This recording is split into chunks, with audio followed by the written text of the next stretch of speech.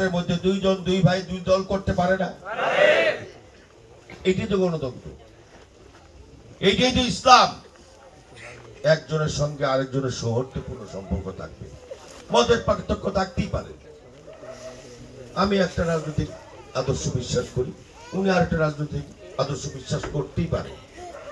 এটার নামই তো গণতন্ত্র। আমরা এক টেবিলে ভাত খাই না? তাহলে আরেকটা দলের প্রচার করবে, বিএনপির পক্ষে কাজ করবে, ধানের শীষের পক্ষে কাজ করবে, আপনারা বিভিন্নভাবে হুমকি ধমকি দিবেন। আবার শুনি তারা নাকি তালিকাও করে যে কারা কারা বিএনপির পক্ষে কাজ করে। ইসলামের কথা বলেন, আপনাদেরকে আমার সম্মান করি, ভালোবাসি, কিন্তু এমন কোন হুমকি ধমকি দিবেন না যাতে এলাকার মধ্যে পরিস্থিতির অবনতি ঘটে। ভাই ভাই হিসেবে প্রত্যেকটা মহল্লা, প্রত্যেকটা এলাকায় সবাই কাজ করবে। 12 তারিখের পরে আপনাদের হুমকি, আমরা এই হুমকিকে আমলে নিলাম না। আমরা 12 তারিখ না, আমরা যদি পরাজিতও হই তবু আমরা কাউকে হুমকি ধমকি দিতে রাজি না। আর যদি বিজয় করে আল্লাহ, এই ধানের শীষ, বরিশাল 5 আসন, যতবার নিরপেক্ষ নির্বাচন হয়েছে ততবার ধানের শীষ বিজয়ী হয়েছে।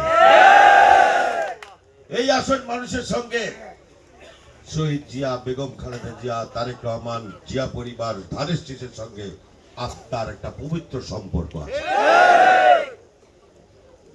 যদি বিজয়ী লাভ করে 12 তারিখের পরে, আমাদের নেতা জনাব তারেক রহমান সাহেব ওই দিন বরিশালে বলে গেছে, আপনারা জনগণের পায়ে ধরবেন আগামী 5 বছর। আপনারা হুমকি দিচ্ছেন, আমরা বলতেছি যে না, আমাদের যারা বিরোধিতা করছে তাদেরকে আমরা ভাই হিসেবে বুকে টেনে নেব।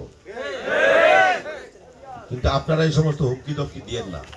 এতে এলাকার পরিবেশ নষ্ট হয়, এতে রাজনৈতিক পরিবেশ নষ্ট হয়। এটা ইসলাম বিরোধী।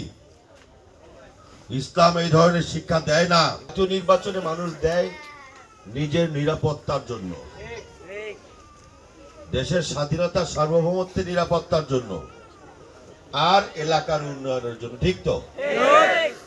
আমার আগে দরকার এলাকার উন্নয়ন, আমার দরকার দ্রব্যমূল্যের দাম কমানো, আমার দরকার এলাকার উন্নয়ন, দ্রব্যমূল্যের দাম কমানো, আর নিজের নিরাপত্তা, দেশের স্বাধীনতা সার্বভৌমত্ব।